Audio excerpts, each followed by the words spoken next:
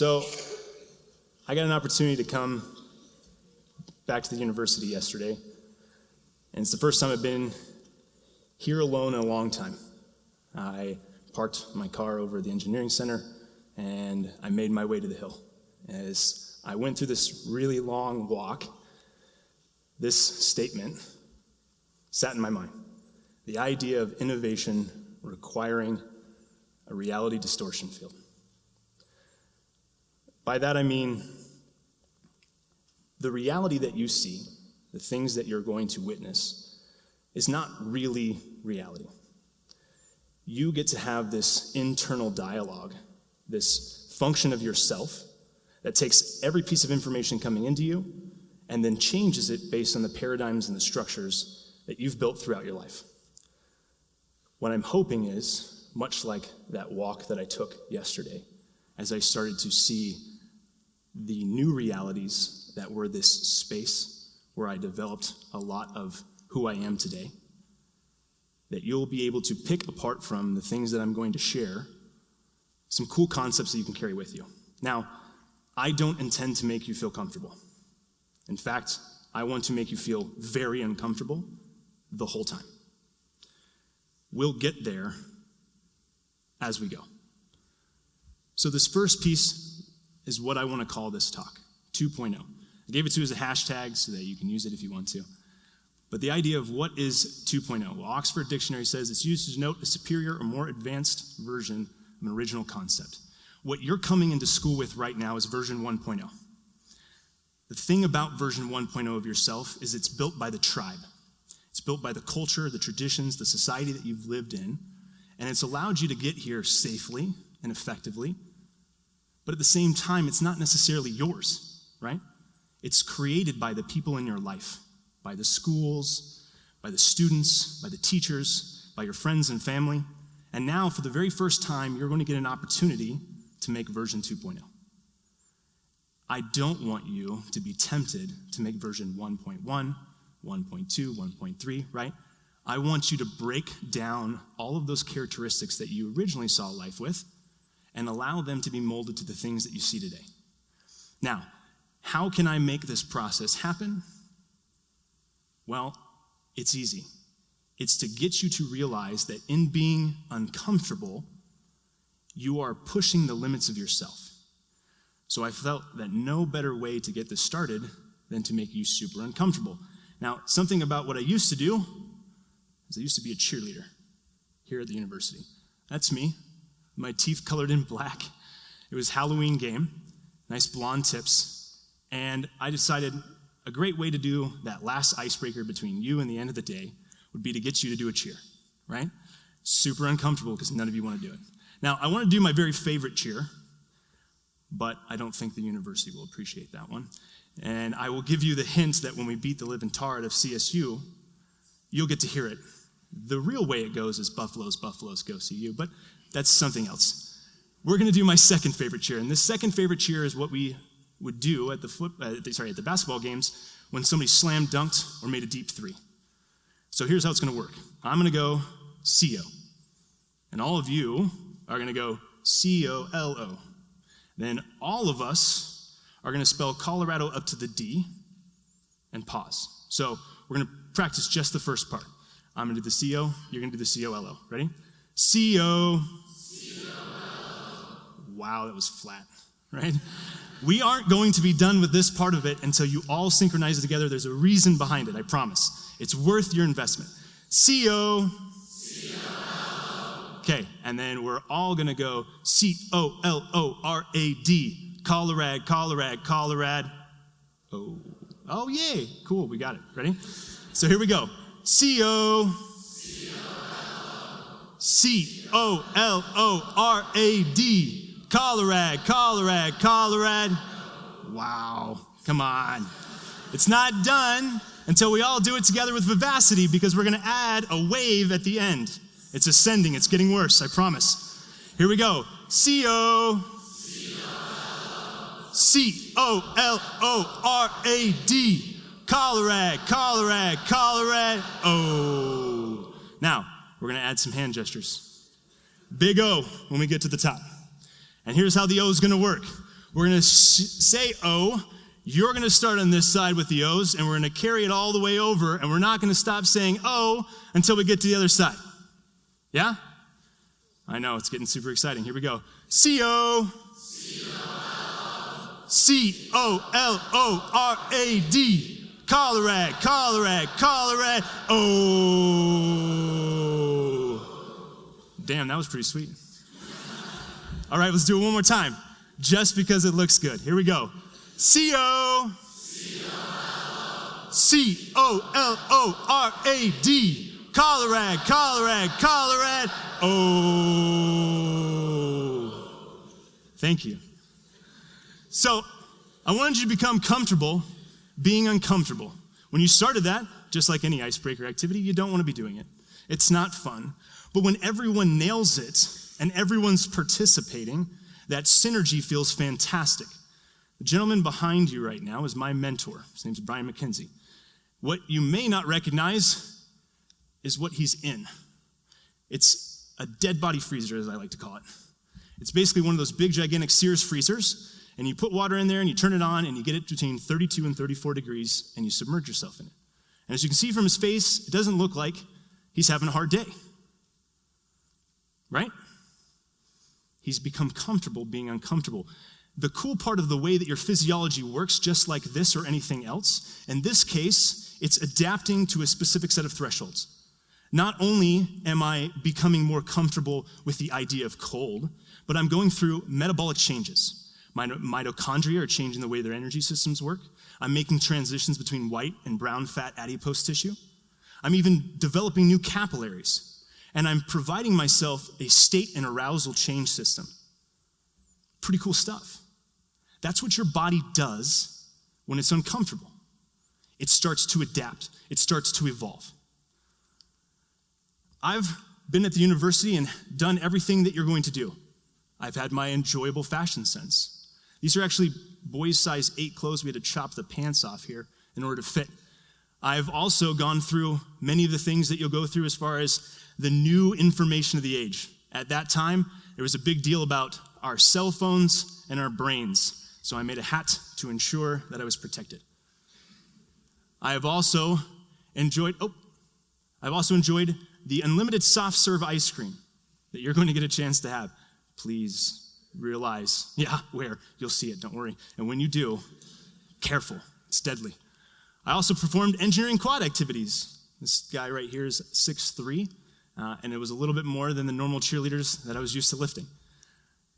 I even had that night that we all have where your tongue gets stuck out of your mouth, right? Maybe it's duck face for some of you. And after I graduated with my degrees, I started working at NASA. I was doing a co-op beforehand, and it was a great experience. I brought in this kind of crazy self that I had generated and started to try and apply it and cut my teeth on engineering. So I started with a lunar electric rover. It's a really cool system that allows you to spin on a dime. It's actually got a Top Gear episode, and my truck with the Boulder logo are in it in case you ever want to see it. After I got done working on this and cutting my teeth on engineering, I started working on the second evolution of that, MMSEV, Multi-Mission Space Exploration Vehicle. This vehicle was basically the same as what you just saw, obviously upgraded, but with the wheels removed, because we were starting to look at how we could start moving into ecosystems like asteroids. In this case, these little pieces at the bottom are our reaction control thrusters, and what you may not know is that underneath all this is a poured epoxy floor, so it floats like a giant hockey puck. So we could do a bunch of different practice situations. My predominant focus was on developing a pressurized hatch that we could use and develop for our next-gen systems. In this case, it was a dual cam-on-cam system. It was super awesome. As the ring spun out, it revolved around a cam that then had 2 cams that would then seal the surface together. Cool mechanical advantage. I learned an awful lot. After that, I started working on Argos, active response gravity offload system. It does not look as cool as the other ones, right? Looks like a big truss system. But what this does is it allows you to offload your gravity such that you can feel like you're on Moon, Mars, etc. I am very lucky to say that I got some video footage. Now, Zach, where are you? Zach's right there. Wave to Zach. Say, hi, Zach. Zach is a master's student here doing bioastronautics. And I asked him, I said, Zach, I want that video of you doing 720. And he was like, yeah, but what about my curl video? I was like, dude, I don't really need that video. He's like, no, but it's a good one. So just for Zach's needs, there's this curl video because he wanted it to be shown. What I want you to notice here is the miniature exercise device. We'll talk about that a little bit later. But what's really cool about this system is that gravity offload capability. I want to see the 360 up close. 720. Eat that, Tony Hawk. So as I say at the end, eat that, Tony Hawk, right? Tony Hawk can do it with the skateboard. Zach can do it with his feet. So after I got done working on Argos, and I started getting into some of the other side things I did for hobbies, I then moved into my current role as the project manager for ARED, the Advanced Resistive Exercise Device.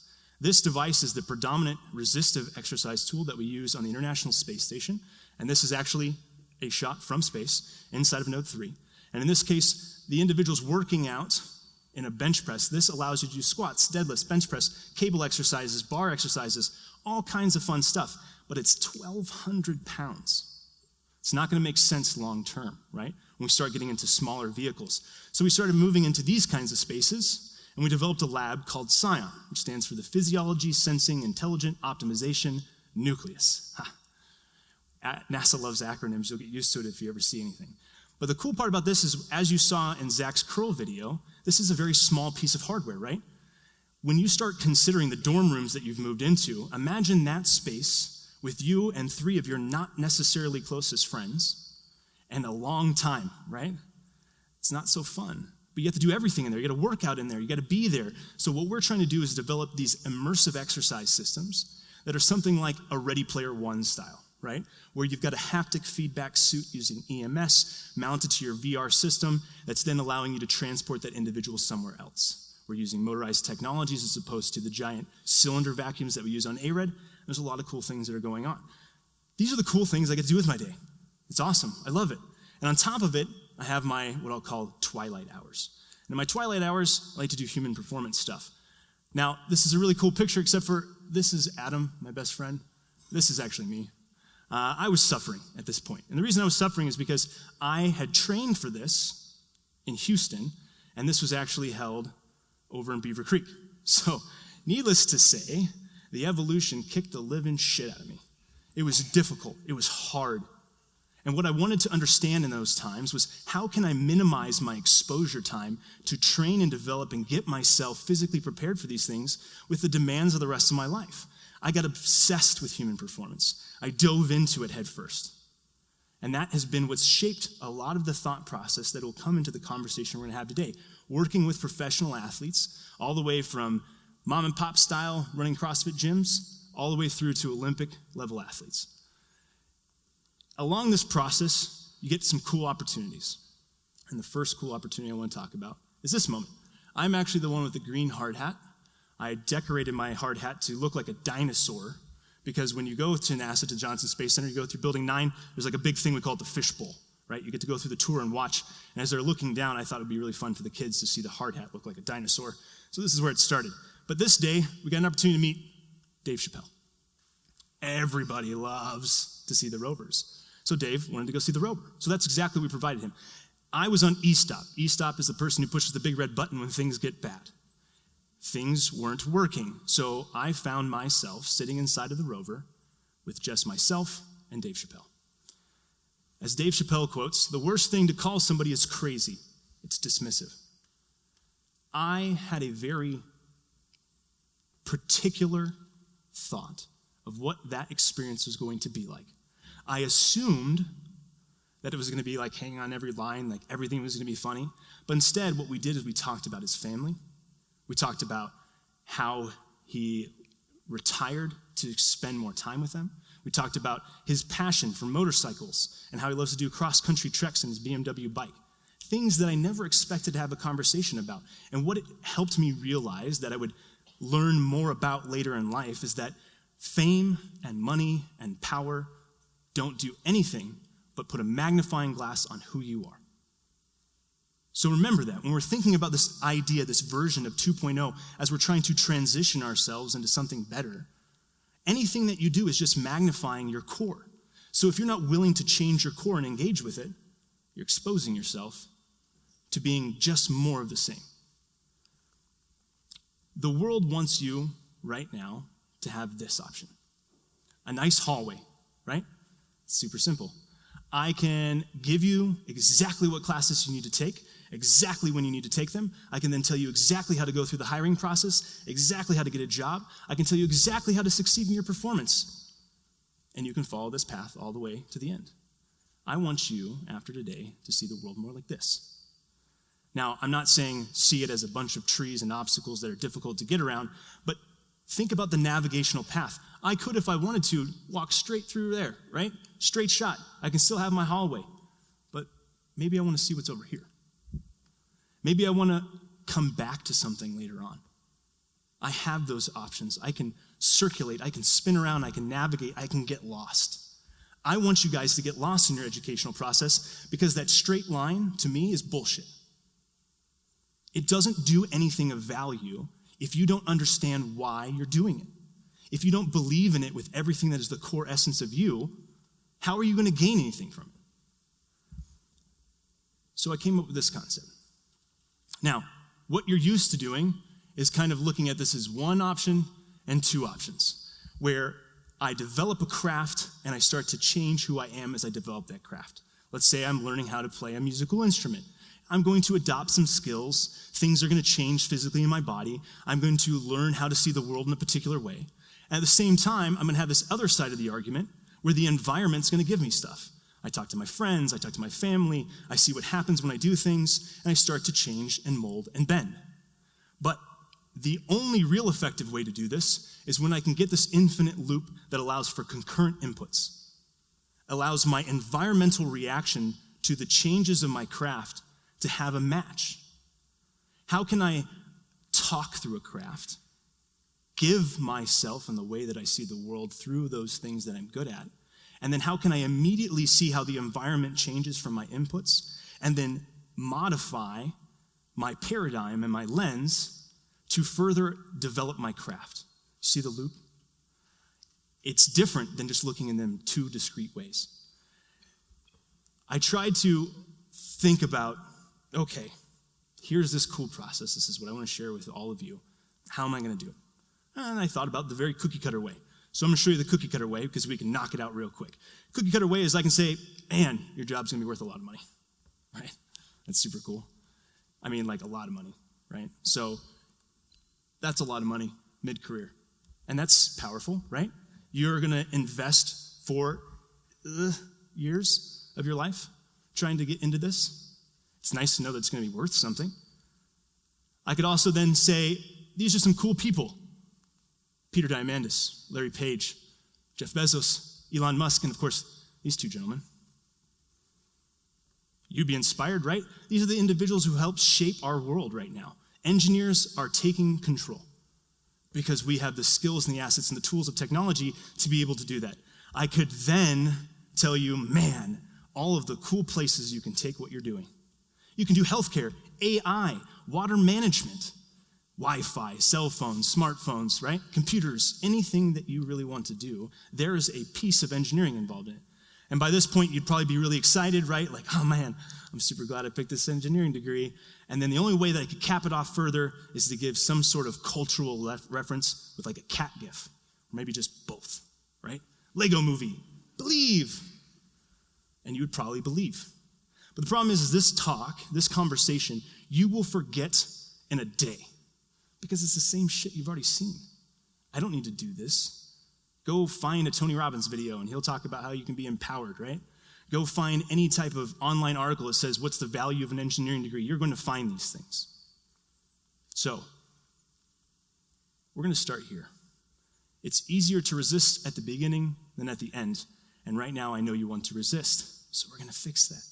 And here's how we're going to fix that. First row, which is actually the second row, you're going to turn around and face the row behind you. Next row is going to turn around and face the row behind it, et cetera, et cetera, et cetera. And what you're going to do is you're going to stare intently into the person's eyes behind you for 2 straight minutes. Everyone has to participate, so find a buddy.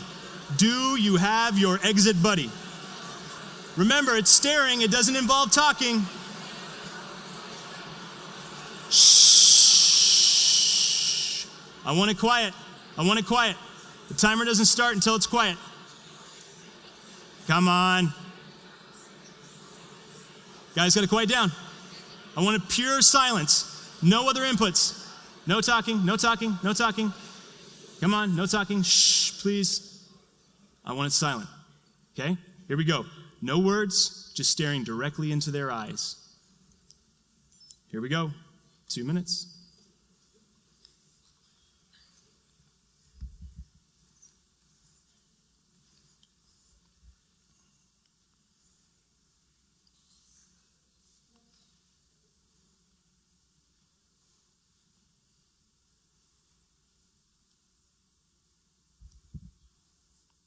Don't stare at their chin or their ear.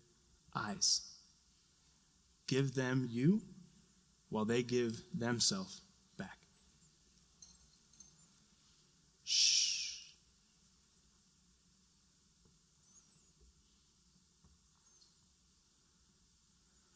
He's doubling up here in the front row.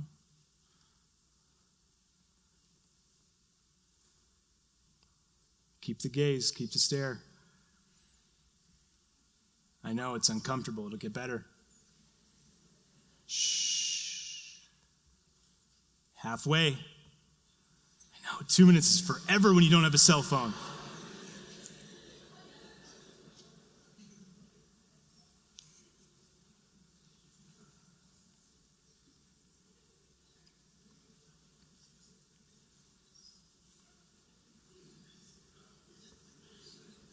Quiet. We're almost done. You can hang with it, I promise. It's worth it. 30 seconds more.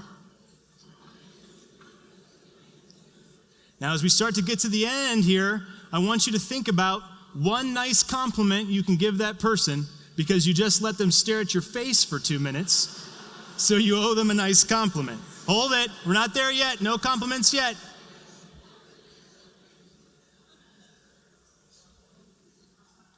5, 3, 2, 1. Nice compliment.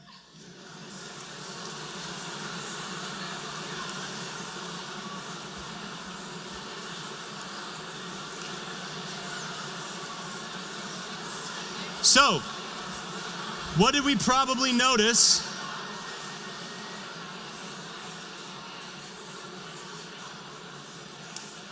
What did we probably notice along this process? It starts out super uncomfortable, right? Even if you've done this drill 1,000 times, staring into someone's face becomes uncomfortable.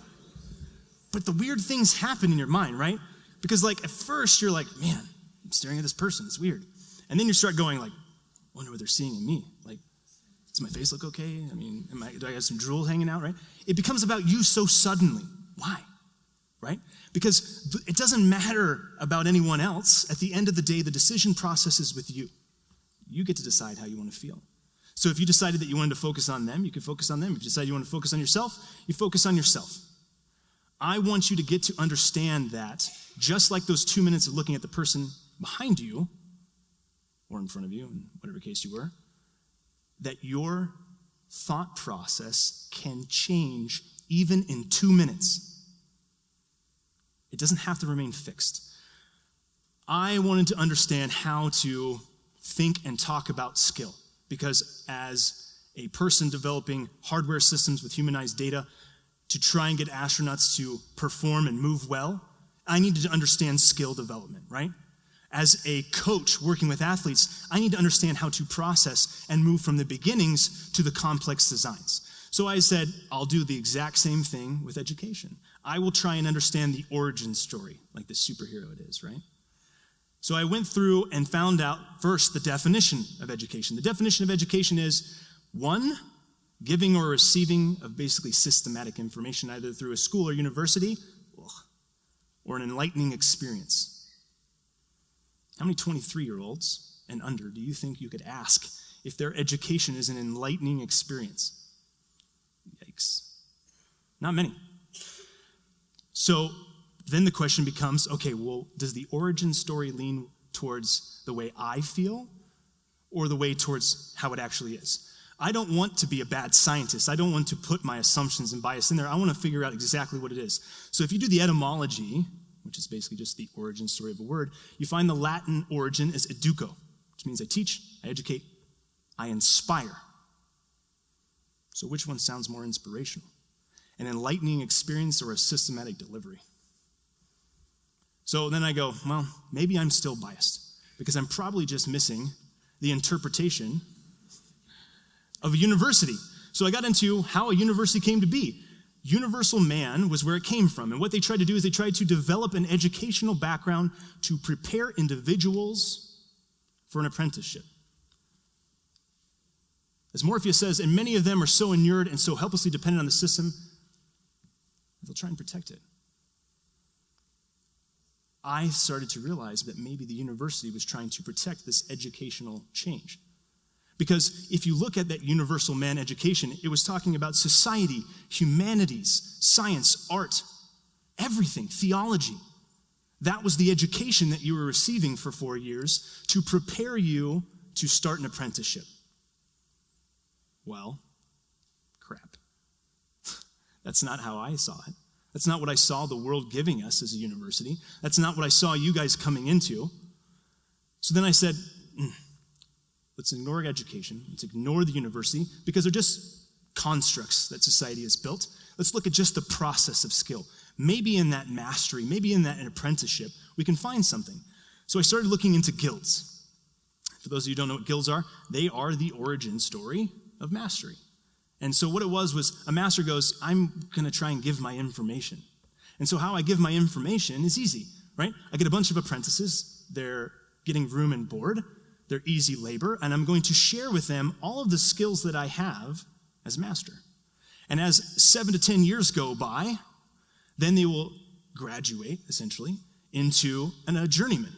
And in that journeyman phase, you start to actually practice the craft out in the real world. And then you're required to go on a 3 to 4 year journey to go see other masters and learn other ways to handle this.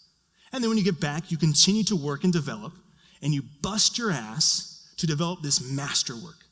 This thing that says, here's everything I've learned over these 20 some odd years of hard work.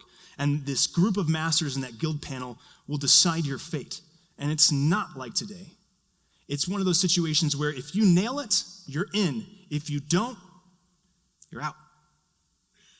The problem is that when this was occurring, other groups were trying to knock off other groups, right? They were trying to take their skills, pull somebody in that could teach them those different techniques, and then chop away at their market value. And so they started to make deals with the church and state to be able to have protections. It's the birth of intellectual property. I was super bummed at this point. And I hope you can see why I'm super bummed. Because there's this beautiful, elegant design for how to work somebody through mastery that we've tried to truncate and shorten into that tunnel that you saw. We're trying to give you the answers and the responses on how to get there. That's dissatisfying to me. And I think it should be dissatisfying to you. Because if you want to be a master, I don't think you want to invest your life into being kind of good, sort of okay, at the things that you're passionate about, the things that are meaningful to you, the things that you invest your time in, because that is the most important resource, right? Your time. There is a limited amount of time in your life. And if you're going to put your time into anything, it damn well better give you something beautiful in return. So then I tried to understand, how did this get messed up? So I tapped on Plato's allegory of the cave. For those of you who know it, cool. If you don't, we're going to go through it real quick. So imagine here that you're chained up, you and 3 other friends, and you're staring at a wall, and you can't turn around to look behind you, but behind you is a fire that's burning. And this fire that's burning is basically a gap between you and it, so it creates a shadow. And people pass between this gap. They're holding things like ducks on their heads, or they're holding a harp, or whatever. They're doing things. And you start to get an understanding of what duck is and what harp is and what person is, right? Through that reality that you know, which is the shadows. And then one day you break free. You break free and you walk outside the cave and it's blinding because you've really never seen that kind of light before. And all of a sudden you start to slowly see reality. You start to see the nuances that is an actual duck, right? The nuances that's a tree. You see the shadows cast on the ground. suddenly the world is entirely different. Remember what I said at the beginning, that reality distortion field. It is fantastic for innovation, but it is dangerous if you don't understand why you created it and when you created it. So in this case, you finally are like, oh man, I'm so stoked, I'm gonna go tell my friends, right? Why wouldn't you? You just saw that the world was entirely different than what you thought. So you run back and you go tell your friends, and what do? Right? Crazy. I don't know what you're talking about, but that's smoke and mirrors. This is reality right here. Get out of here. As Plato says, the unexamined life is not worth living to a human. Unless you're willing to really get nitty-gritty and try and be like that person who breaks free from the chains, get outside and see what reality is, do you even know what reality is? How do you understand a concept if you don't know what made the concept, right? If I just give you an equation and say plug and play, super cool. But you know what? There's a really badass way that equation came to be. There's a lot of thought, a lot of history, a lot of concrete results that were challenging that theory and that postulate and that equation to allow it to be developed. And if you want to use it to its most effective manner, it's just like developing a skill in athletics, right? If I want to bend it like Beckham, I need to learn how to kick with the side of my foot first. This is my family.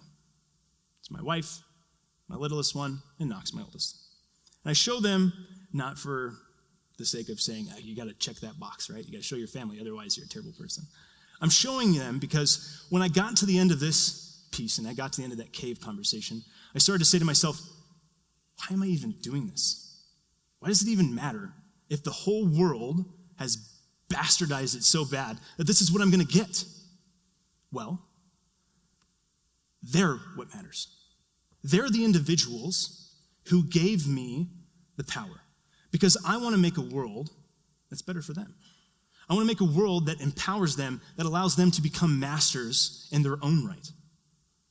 I want that same thing for each of you. And you happen to be in the perfect chronological order position to allow that to achieve. Because you can challenge the way that things have worked so far in the education system and say to the university, this is how I want my education to go. I'm going to make it diverse. I'm going to go back and around and side to side.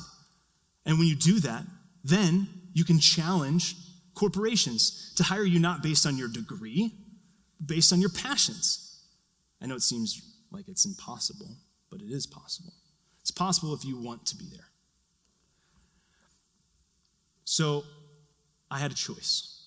Either I could stay on the surface and just deal with it, or I could follow, and it's really hard to read it, I apologize, but it's basically from Lewis Carroll and Alice in Wonderland, and down she went after it, never knowing in the world how she was going to get out again. So I dove in head first. I said, this is it. This is what I'm going to put myself into. And as I went through that process, I found that in order to execute properly, I could not use my engineering intuition. You guys are going to learn this phrase quite well. There's many answers that you'll provide your friends later on where they go, how did you get that answer? You're like, engineering intuition.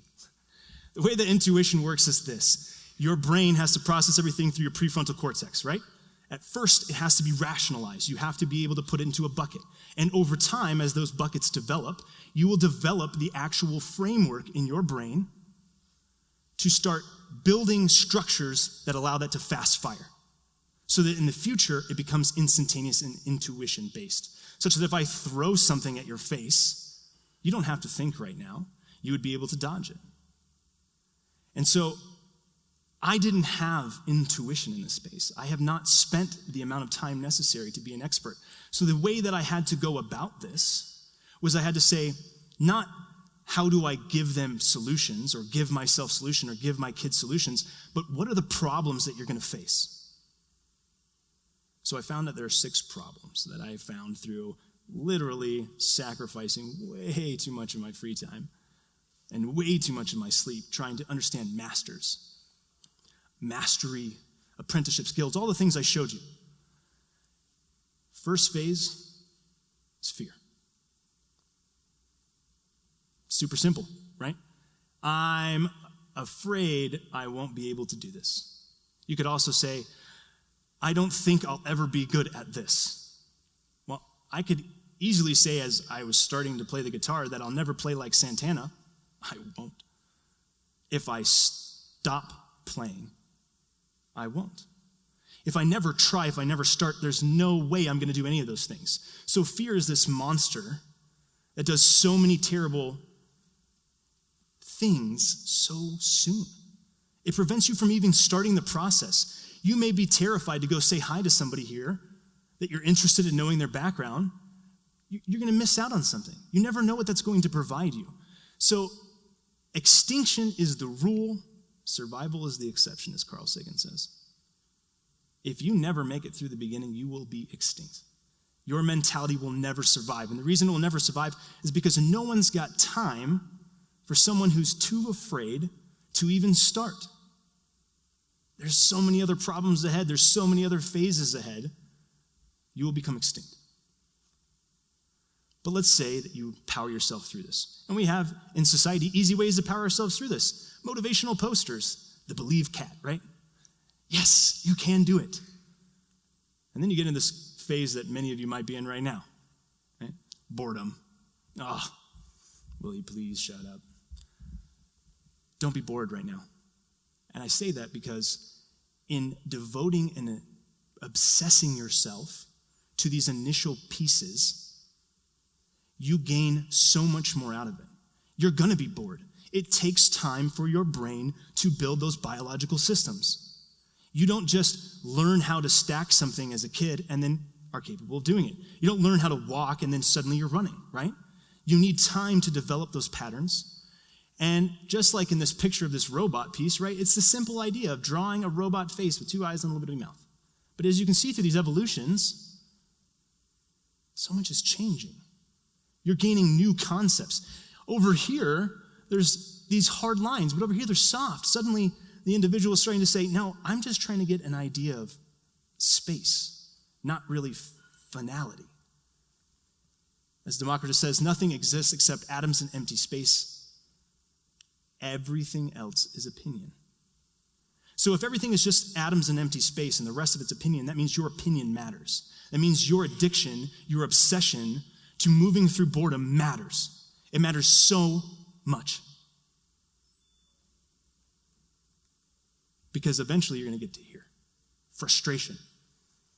In Taekwondo, which I did for a long time in my life, we call it the blue belt phase. For anyone who's ever done martial arts, maybe you know about this. Blue belt phase is that phase where your brain gets it and your body doesn't, right? Like, I know how to do a flying side kick over 6 people. That's easy. The math adds up. And your body's like, wall, right? I don't get it. There is a huge separation between your brain and your body, between the understanding and the application. As Spock says, change is the essential process of all existence. You need to change, you need to evolve such that you can, like this picture, make that horizon line that is the separation between what you think you know and what you're capable of applying disappears. And how does this happen? Well, it's another easy thing to do, right? This is therapy, essentially. This is motivational speakers. This is people trying to tell you that you need to understand the consequences for your actions. So here you are. You've gotten over the fear. You've dug through the boredom. You've nailed the frustration. You've got it. You know your skill. It's part of you. You can react with it. This is that red belt, black belt phase, right? Man, solid. Until this monster shows up. Hubris, the next problem. And this is where we lose most people on the road to mastery. I'm going to ask a rhetorical question. Why do you think that is, right? Why would we lose most people here? But think about it. You've got it. You know it. You're great at it. You're starting to see successes. The world is starting to appreciate all the things that you've done so wonderfully well. You've worked so hard to get here. You deserve this. This is the phase where I hope you find a mentor. Someone like my mentor, Brian, who's going to allow you to understand the truth of this. Stereotypes are valid first-order approximations. People are going to create a stereotype for you when you're hubristic, when you're overconfident. They're going to call you narcissistic. They're not going to take you seriously. And so sometimes the only way to push through that is with control and power, right? That's the way we've done it as a society. And that sucks. It sucks because it doesn't really allow for collaboration and development, right? So you need to find a mentor that's going to knock you down many, many pegs, who's not going to let your shit get in the way of progress, who's going to tell you that you're not great, that you're not successful. And it's not to break you. It's not to make you feel ashamed or like you haven't achieved anything. You've worked very hard to get here. But a mentor gives you that reality, that tether between thoughts. Because going to your brain again, the way it works is you don't actually live in the moment. If anyone says you live in the moment, bullshit. You don't. Your brain lives one prediction in the future. It's an iteration. So it says, I've got this information, and I'm going to make my next guess. And that's what I'm going to execute on. Such that when that thing then flows through, I'm going to then take that instantaneous relative position for my next guess. Think about that ball flying at your face that I threw at you, right? I'm going to take a picture. It's here. I better move. Better move. Better move, right? And then it moves past me. Miracles. If that's the case, it becomes extremely important that the next iteration is responsible, that it's well-informed. And if your next iteration is to believe that you're impervious and that whatever's coming at you is going to bounce off of you, it works if I threw a gator skin ball at you. It does not work if I threw a rock at your face. You need to be able to be in check. So we've got this really cool process here, and we're through 4 phases. And we say this is where we lose most people. So those last 2 phases are probably really important. I think they are. And here's how we're going to start this next phase. I know that you're starting to get a little bit drifty, so we're going to fix that. Here's what we're going to do. You're going to get 2 minutes in your groups. In those 2 minutes, you're going to pick 2 representatives, and you're going to discuss your strategy for these blocks that are sitting up in the front. If you can't see them, there's a bunch of little foam blocks down here, inch by inch squares. And you're going to send your 2 representatives up, and they're going to throw their blocks up on this lip, and they're going to try and make the tallest tower. Tallest tower wins. Does that make sense so far? Okay, so I'm going to start my timer right now. Go. You have 2 minutes to figure out who you're sending up and how you're going to build a block tower. I know you think you have it figured out, but really, there's a reason I'm giving you 2 minutes. Think about what's going to happen. Think about the problems that could occur. You may come up and get next to your blocks. You may not start yet, but you may come up and get next to them. 3, 2, 1, go.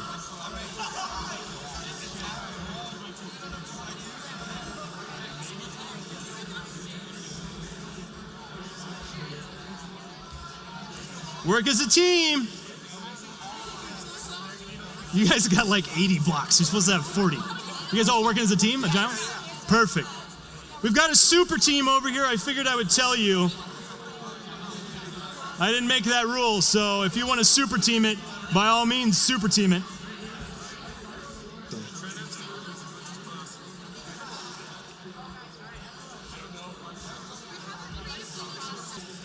That was a minute. You got 2 more minutes. I love seeing engineers at work. You may not be able to see what's going on, so I'm going to try and give you a play-by-play. We got a super group going on over here. We got some double wides over here. We got a triple wide. I think we got another super group building over here that's going for a quad. We got a single stack over here. Starting to make some rotations.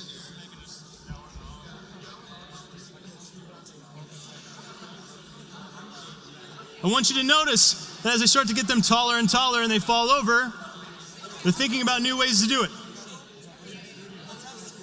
1 more minute. 1 minute.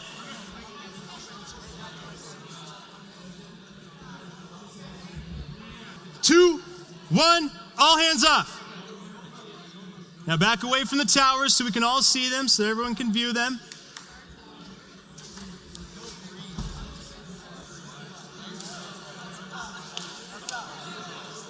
There's a small problem. Oh no!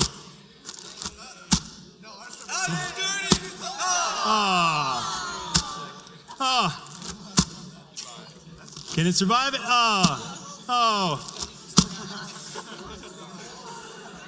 So, I didn't tell you were going to hit this. Go ahead and back away so everyone can see this one. This ought to be fun. Now, I didn't shoot this one either. Let's see how I'm sorry. Is there anyone else that's up high enough that we could debate with it? I got to scoot back so it's fair.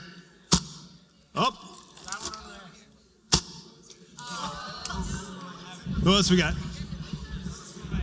All right, I'm going to go through these ones. Boom, boom, boom.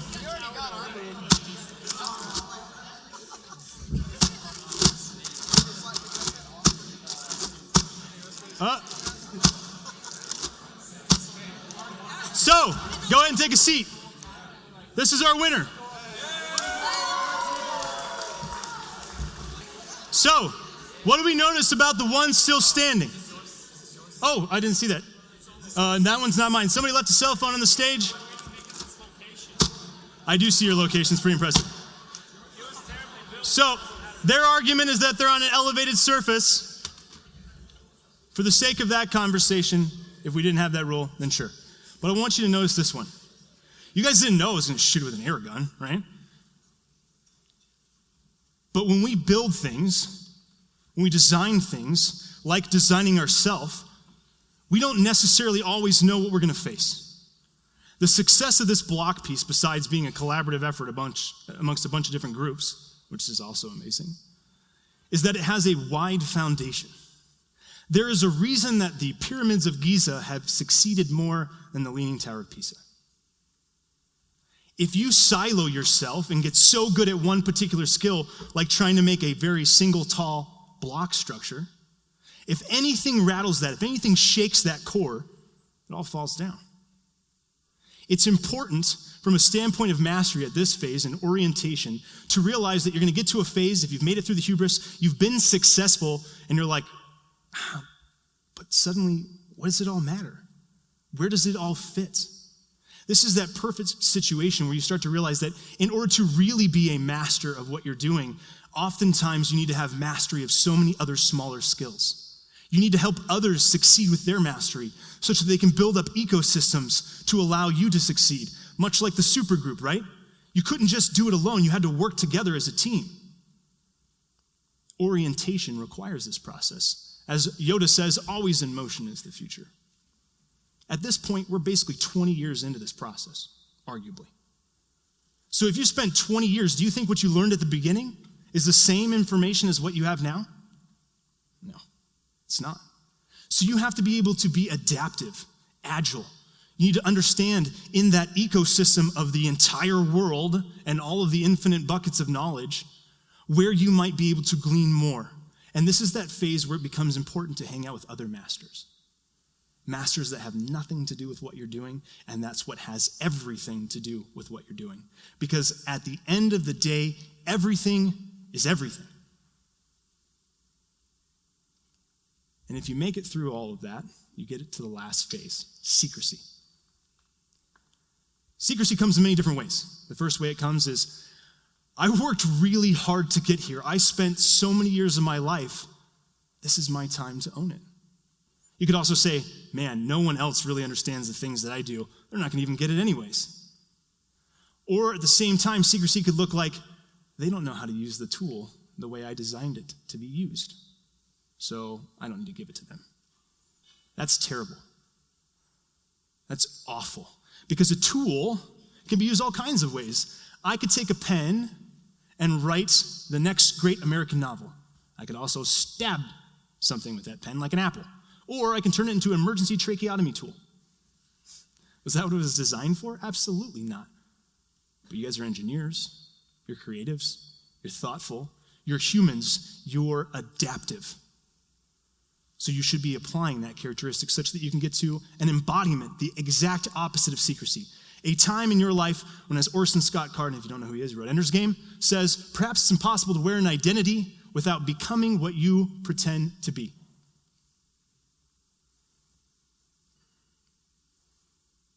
So if you're pretending to be something that you're not, if you're pretending that you're trying to be open when you're not, if you're not really sure where you fit in the ecosystem, and you're not willing to embody the thing that you've worked on so hard and profess it to the world, you can end up being something that you never intended to be.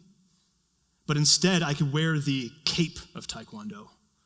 I can wear the gauntlets of engineering, and I can use them to help my superhero powers. Or I could put on the entire garb, for instance, of mastery. If that's the skill, if that's the thing that I'm meant to do, I want you guys to find that. I want you to be able to navigate these phases. I want you to say, I have the confidence to move through fear. I have the willingness and the obsession to build through boredom. I can deal with my shit such that I can get through frustrations.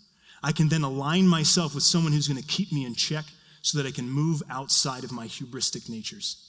And then I can get to a phase where I can orient myself with a bunch of other masters. And eventually, when everything is done, I can turn back around and share all of that with the world. That's what I hope for you all. What I don't want it to become is a first aid kit. What do I mean by a first aid kit? Super, super simple. Here's how it goes. How many of you have like 4 first aid kits in your house and never ever open them, right? I do. If I need Band-Aids, I buy another box of Band-Aids. It's pointless. This great tool that was built for you, you throw it on a shelf, it collects dust, and you never know it's there. The point of this process, the point of this conversation is not so that you'll put it in a box and never use it.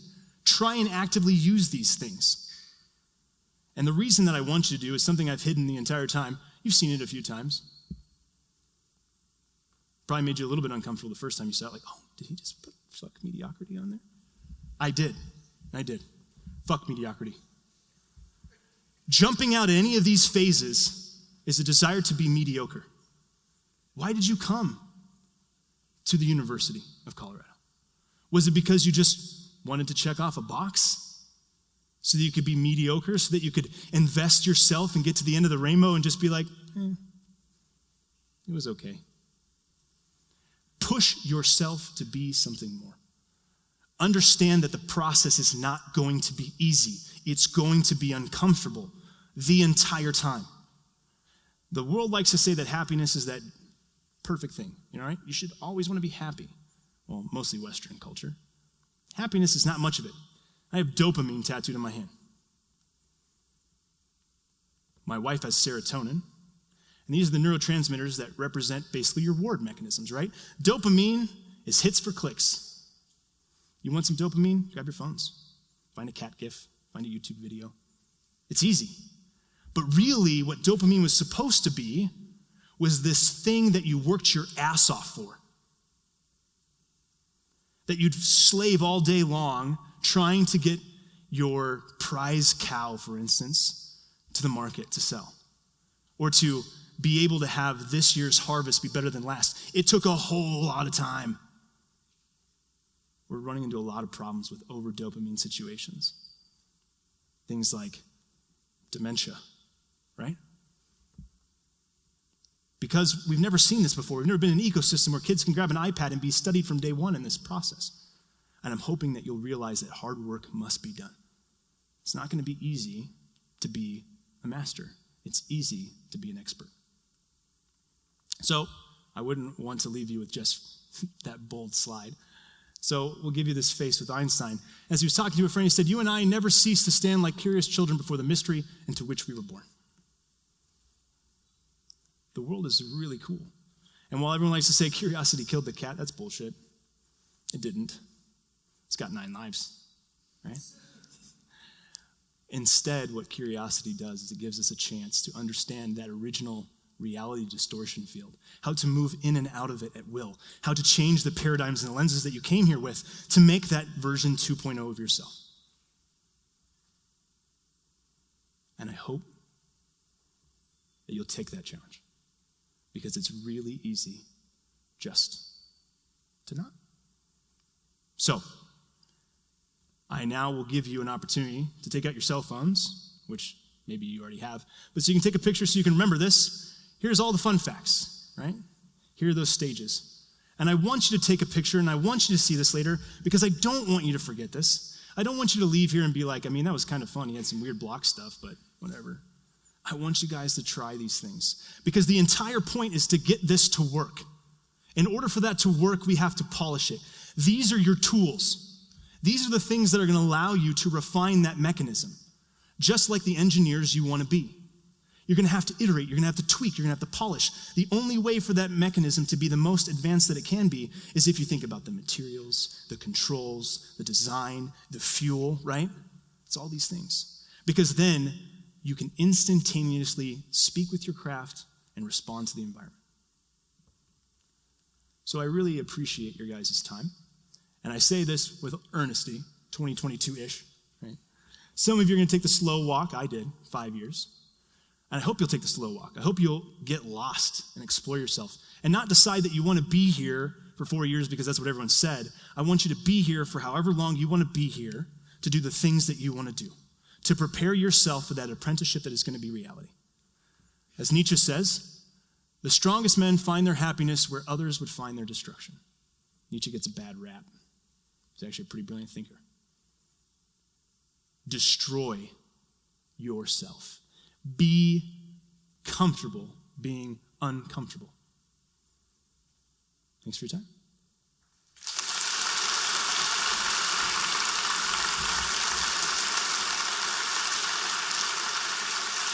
So, we have about 23 minutes, and I was hoping that my live video would work. I've never done live before, so we're going to try and start another one.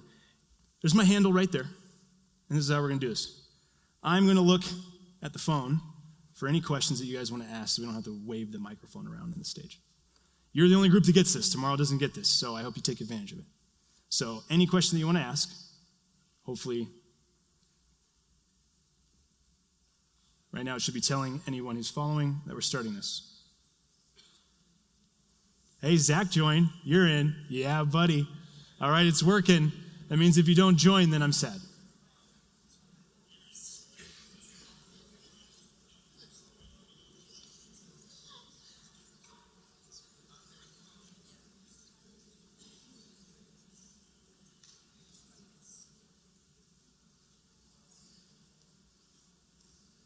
So far, I don't have anything. How much you bench, bro? Right now, my personal most recent PR would be 275. But while I was here at CU, I got 315, right? Triple plates. What else we got here? Do you CrossFit? Yes, I do. I've run 2 different CrossFit gyms. I've trained CrossFit athletes for the better part of the last 6 years. And I've had the tutelage of a great mentor along the way.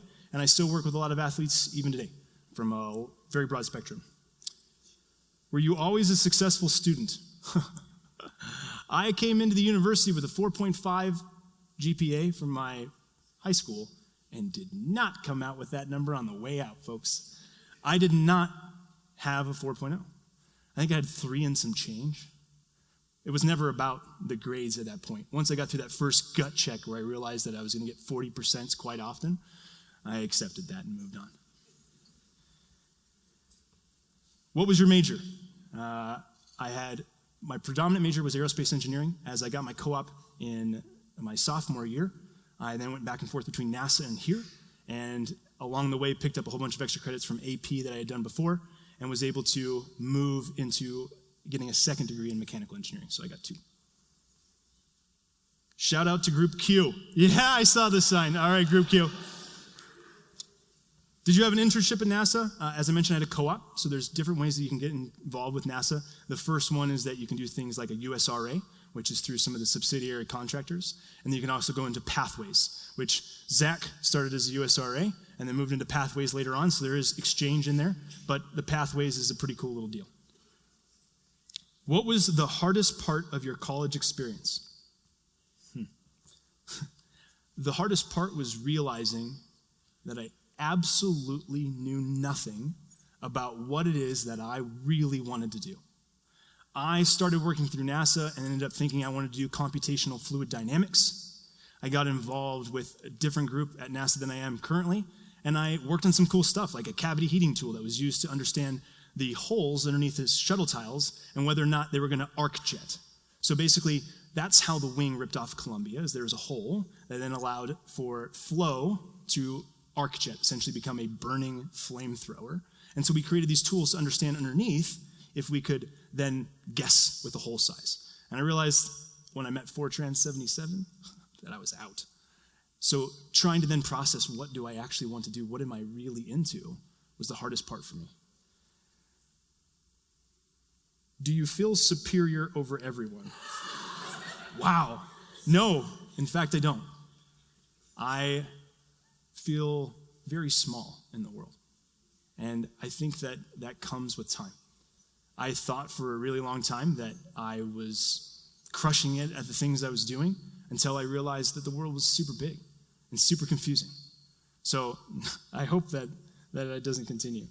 Have you ever gone through depression? Yeah, I have. I actually was on Effexor XR for a while until I started to accept and realize that there's a lot of different things I could change and develop within myself that allowed me to navigate through some of those things. Like I said, I do some of those cold therapy pieces. I actually sit in an ice bucket, 32 degrees to 34 degrees, for 3+ minutes a day, every single day. I train throughout the week. I do breathing exercises. I actually, even on the live video, did some of my parasympathetic breathing exercises before I started here. What are your plans for the future? I don't know yet. And I mean that in the right way, in that I'm not willing to say this is exactly where my future is going to go. If you have not read The Alchemist, it's totally worth your time, where it talks about the universe provides. This conversation that I'm having with you right now was because of a job that I had in college. As an academic support resident, I worked for Megan, and she sent me a LinkedIn post about 1.5 years ago talking about wanting to do this. I would not have had that opportunity had I not done other things with my life, not focusing on what the future was going to be, but focusing on just the details within myself. Now, are there things that I would like to get involved in? Sure. I'd love to have opportunities to develop some more of these things I'm doing with my immersive exercise systems, working on some of these things with mastery, but I'm just going to let things go the way they want to go. And if I find an open door and an opportunity, I'll take it. Always take opportunities. I saw a TED Talk. One of the most important things I've ever learned in my life was he made an equation for basically what intelligence is. And intelligence is increasing your available opportunities, the potential capabilities. So when you create a system that only responds to trying to increase the number of available options in the future, what it does is it learns. Because all it's trying to do is make sure that it has as many possible choices as it can. That's all I'm trying to do with my life. Can you crowd surf right now? I don't think that would be good.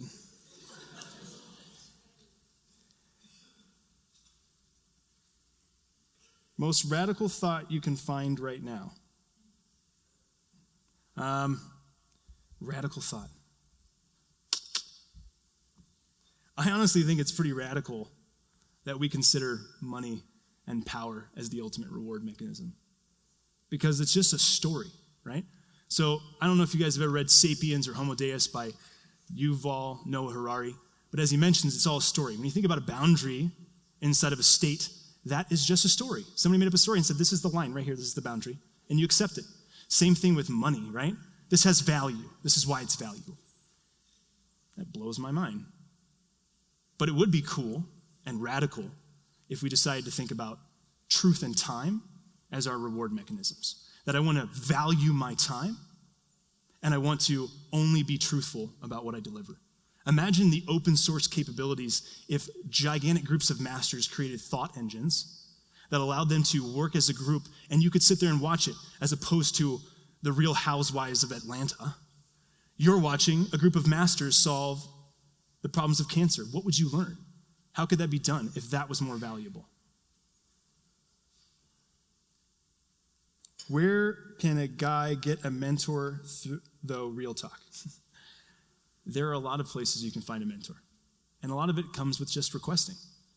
Going up to somebody that you know is valuable in a certain ecosystem that you like, or someone who's not. People who want to share that information will openly. And when you create that relationship, you get to determine how it grows by having an honest communication. I recommend 3 things when you start any relationship and when you start a mentorship. The first thing is, make sure that you define exactly what you're going to give to them. Second, Make sure that you identify exactly what you expect back from them. You have to make sure 1 and 2 match for you all, because if they don't, you're going to fail. And then 3, what are you as a relationship going to do to the entire ecosystem? Those 3 things are massively important if you want to be able to be successful in any relationship, and particularly with a mentorship. Can we go on a date? No, I'm sorry, I'm married. Wendy's for sure, though. I heard that. I don't eat fast food, sorry. What size shirt? I'm a large, sometimes medium, sometimes depends on how stretchy I want it to be. But really, is water wet? No, it's not. So I'll give you this, what I gave my son. Imagine you're in Antarctica, and I give you a hand grenade. And I say there's 3 houses in Antarctica.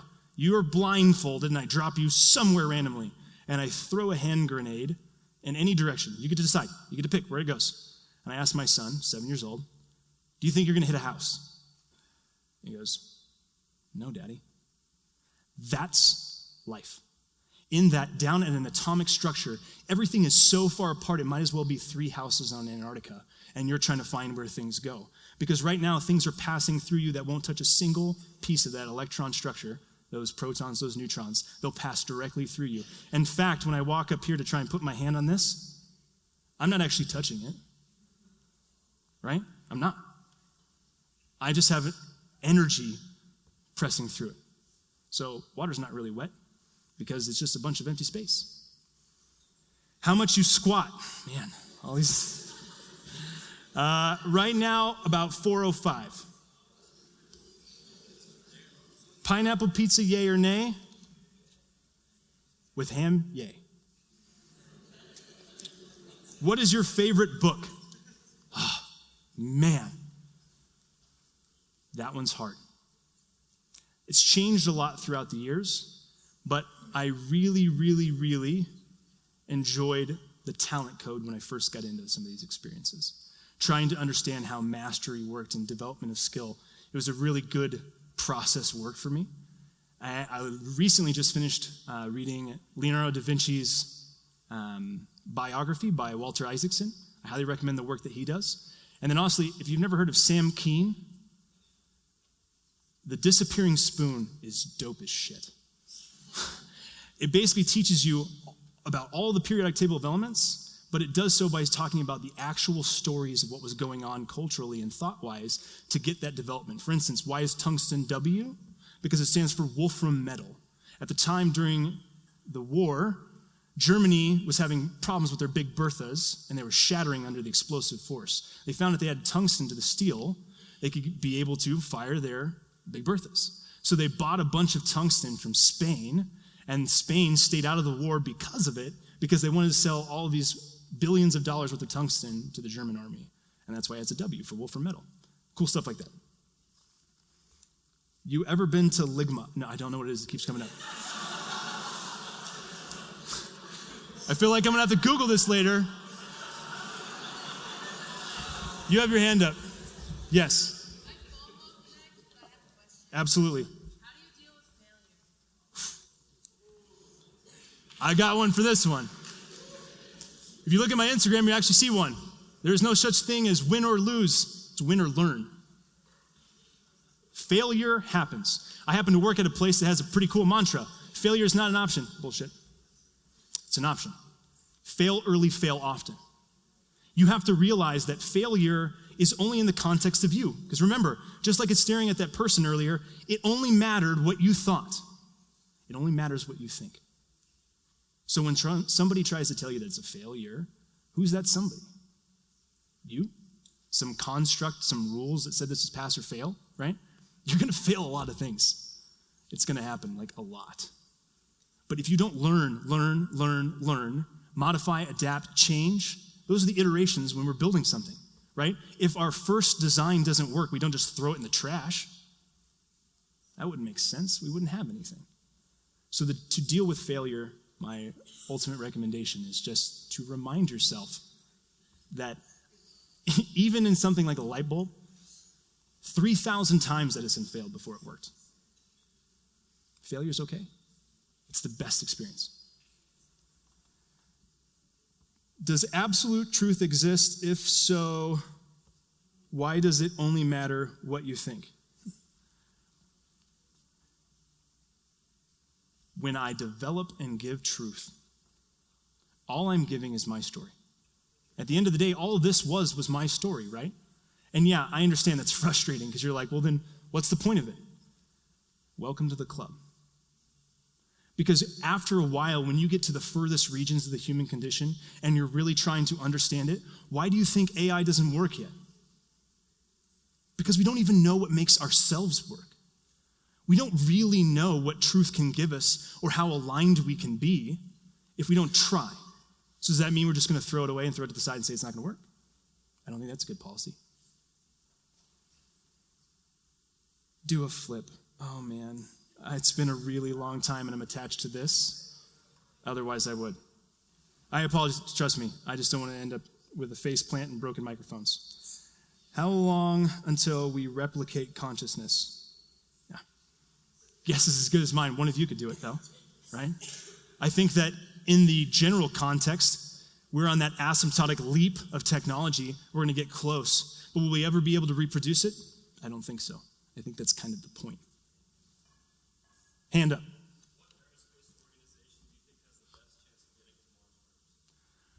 What organization do I feel has the best chance of getting to Mars first? Yeah? So Blue Origin's trying to make money. They're not trying to go to Mars. And they're going to do a damn good job at making money. So who will? Man.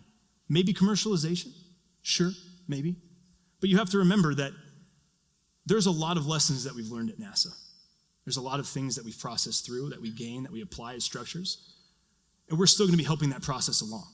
As far as who it's going to be, I don't know. I really can't tell you. I can tell you that there are certain groups that are ahead right now, but it's the tortoise and the hare race, right? I don't know how somebody's going to respond to that first failure that's going to come, because with exploration comes failure. How do I get girls to like me? I don't know that one. I struggled with it as well.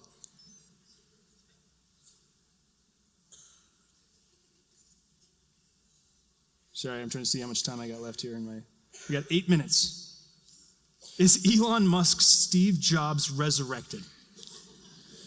That wouldn't make any sense, think about it. But here's what I will say about the Elon Musk Steve Jobs thing, right? They're just people.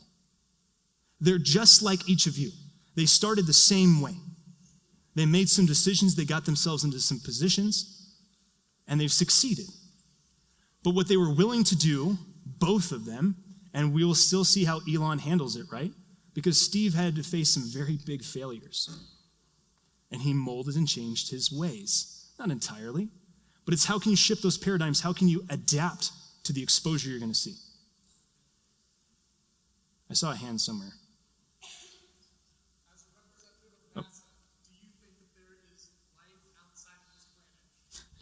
As a representative of NASA, I can't answer that way.